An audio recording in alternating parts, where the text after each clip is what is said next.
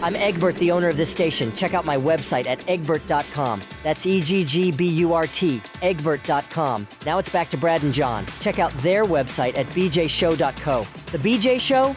Come on, guys. Anyway, here's B and J. Well, people talk about toxic masculinity and easy fix. Be a gentleman, be a mensch. That's it. This is done. Be a gentleman, be a mensch.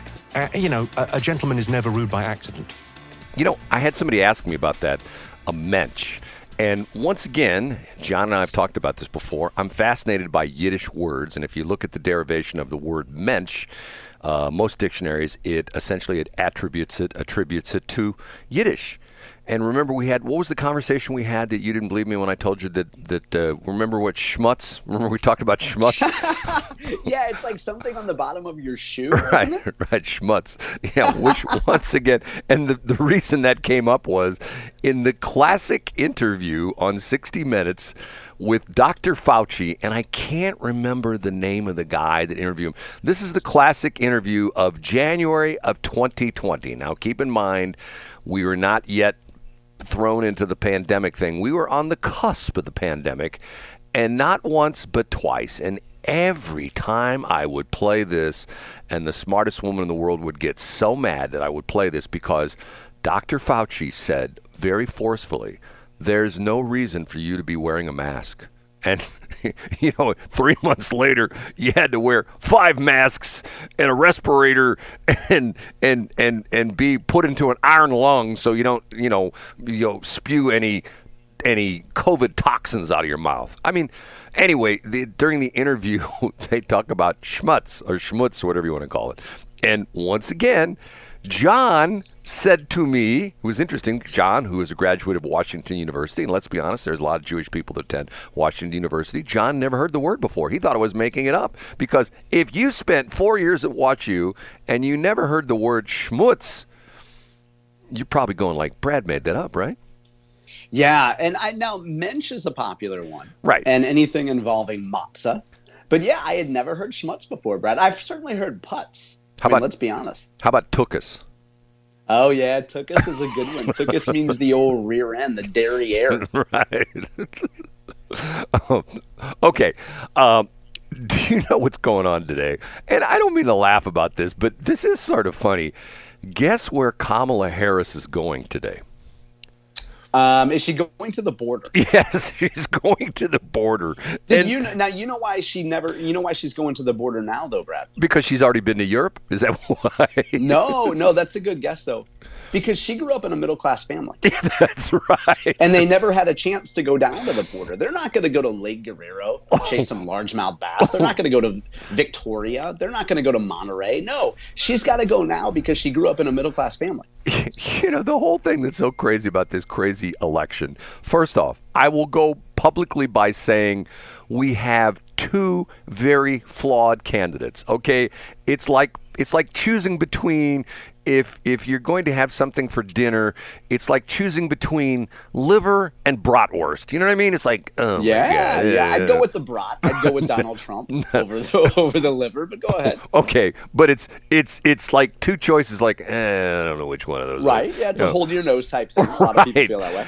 And the crazy thing about this is, go back to the Holt, what's his name, the guy at NBC, Lester Holt, when the classic interview where he says to her, "You've never been to the border," and she says, and she says, "I've been to the border," and he goes, "No, you've not been to the border," and her response was, "Well, I've never been to Europe either," and it'd be like saying, it's terrific. It'd be like saying, "John, have you ever been in Sauget at night in those strip clubs?" And you would say, "Well, no, but I've been in Caseyville." And, it's to the point where it's just a diversion. Right. It's like, okay, so she's got to go to the border, and I'm going like, okay, what is this?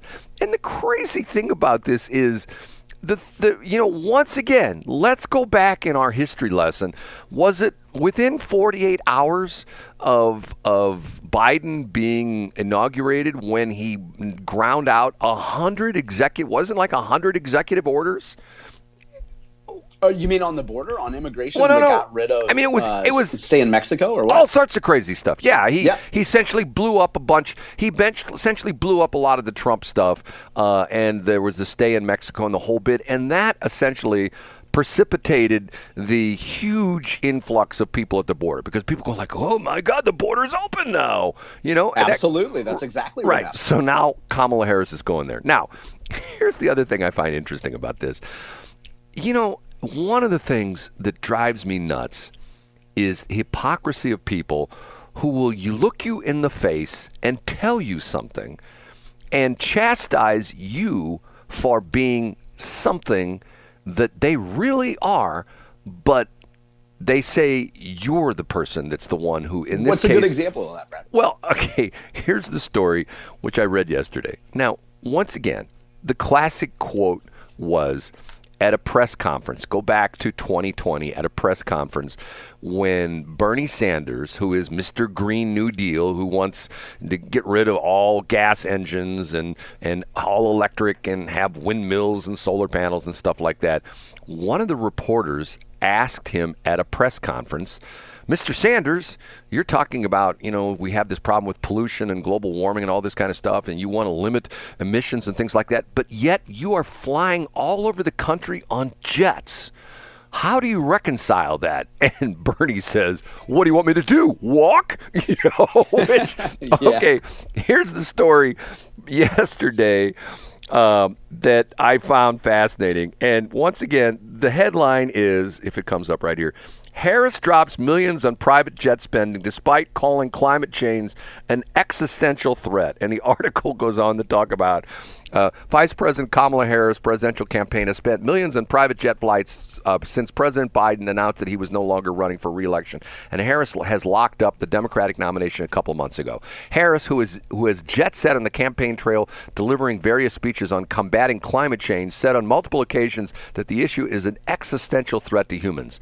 Quote, there's no question we have to be practical, but being practical also recognizes that climate change is an existential threat to us as human beings.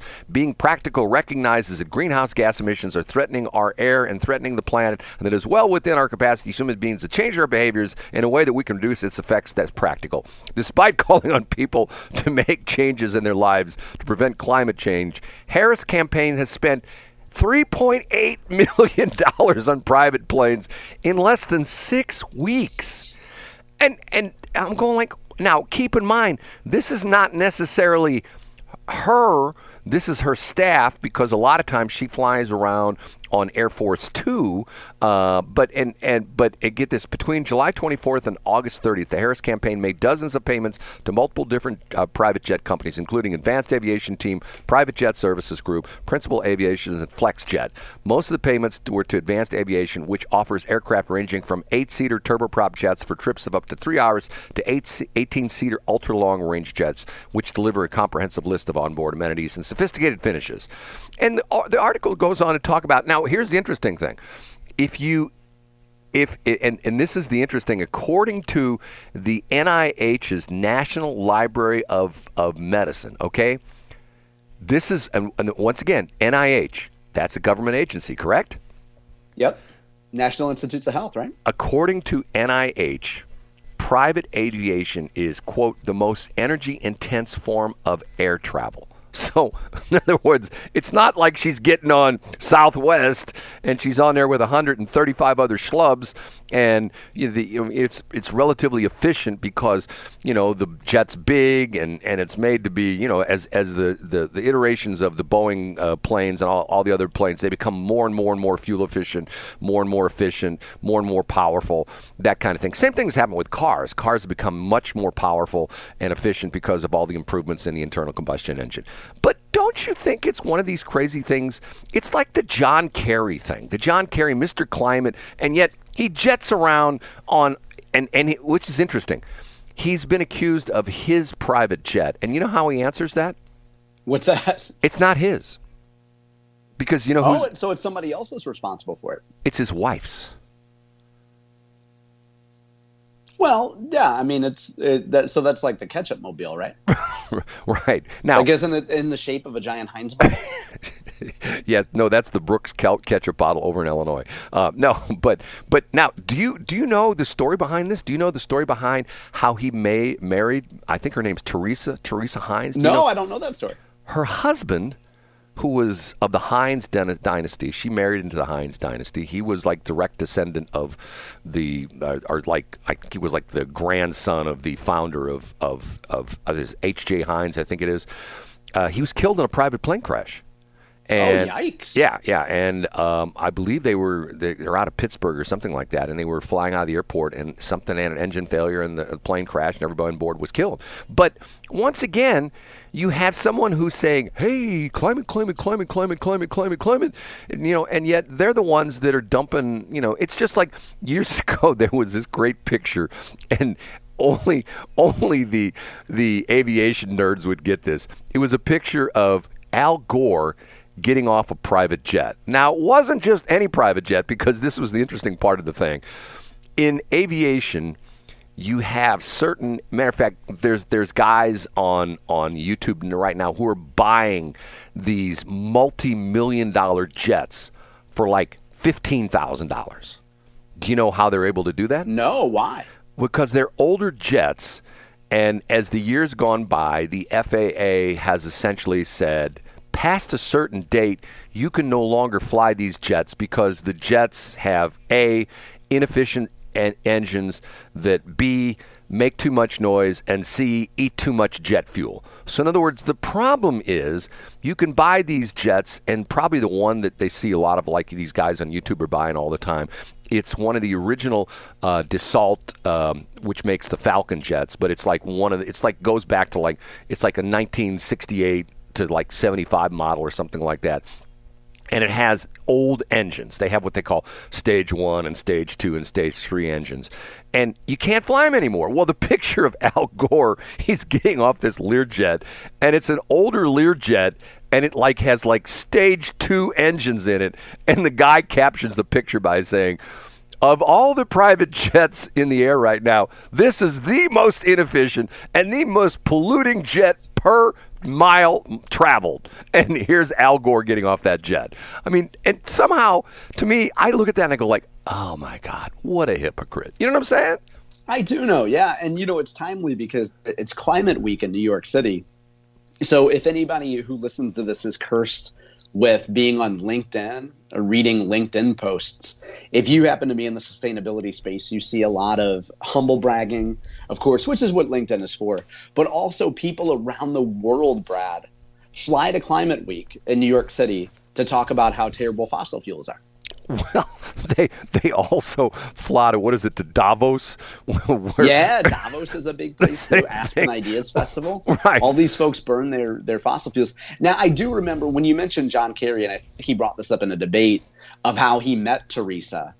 I guess the one thing that she learned from her Heinz husband was she has a grip at like 45 degrees and she shakes vigorously, which is what Heinz recommends for getting the ketchup out of the bottle. Like, a lot of people have different techniques, but if you hold it at 45 degrees and you shake it quickly, vigorously, and that's how you get the ketchup out of the bottle, Brad.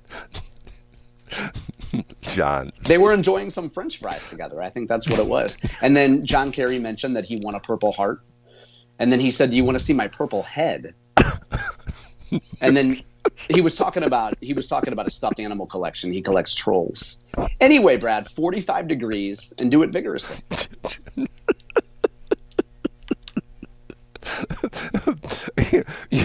I got a bachelor's degree and a master's degree, and here I sit listening to John Combest spew utter BS. Spew? Wow, what a word choice there, Brad. What the hell am I doing with my life? I think you're doing a great service. You're getting what's supposed to be confidential information from a former governor candidate and talking about it first thing on the air. That's what you're doing, Brett. When Dr. I can't remember his name, who was head of the engineering department, when I'm in the St. Louis Science Fair, and this guy comes up to Stanley Lapata. Might have been Stanley Lapata. It could be. He comes up to my booth and starts asking me all sorts of questions. And then he says to me, son, I'm Dr. blah, blah, blah, blah, blah, blah, blah. I am the dean of the engineering school here at Washington University. I would like to offer you a 4-year full tuition scholarship to study electrical engineering here at Washington University. And I said to him, sir, I appreciate that, but I'm going to SIU Edwardsville because I want to be in the radio business. What a huge mistake that was made. It wasn't a mistake. And you just swap out some names and personalities, Brad. You would have had a version of Kamil Winter there, and you could have beaten all your listeners over the head with it every week for the next 30 years. John is always so nice to me. You could be like, and then that engineering professor would come by and say, you didn't draw on your grid paper correctly. And then he would nitpick stuff. But then you realize, Brad, it made you a better civil engineer. No, electrical engineer. My dad was a civil engineer. Which is ironic when it comes to your brain. But yeah, Brad, yes. But here's the beauty of it. You could still come on the air and give a 6.5-minute dissertation on how nitrogen is used in HVAC and copper systems. You're going to make fun of me on that, aren't you? I think I am, yeah. Do you know every once in a while, when I go off on my nerd rants or when I go into my nerd talks, I have people that text me and say, I didn't know that. That was interesting, because of the fact that, once again, there are people out there that find things like that interesting, but not John. They do, Brad. I know they do. But not John Combest, right? Okay. Hey, I'd love to stay in chat, but don't we have a call with Glenn Beck at 7:42, and he's going to ask us why we're blowing up his spot, why we're snitching on his upcoming hosts? You want to call Bill Eigel next break? Let's call him. Come on. Go ahead, Brad. Okay. He won't answer the phone. He never answers the phone. Okay, here we go. Thanks for checking out the Brad and John Show podcast. This segment of the show is brought to you by John Combest's book, Stalking, Harassment, Internet Trolling, A Guide to Recovering and Rebuilding After Online Attacks.